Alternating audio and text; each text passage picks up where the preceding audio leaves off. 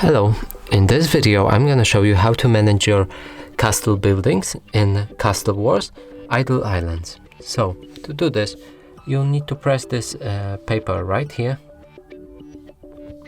Then, from here you can either upgrade your buildings with gold, which is number of it is located right here, and you can also build if it's available any farmlands or anything that you can actually manage to build. So I've got this complete, so I can build the hamlet right now.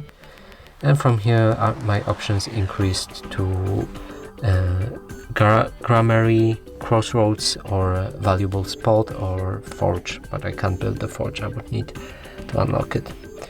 And you can now go to the town and pay for specific buffs for your town and stuff like that. So that's it for this video. Hope you like it. Please consider subscribing to our channel, leave a like and a comment below.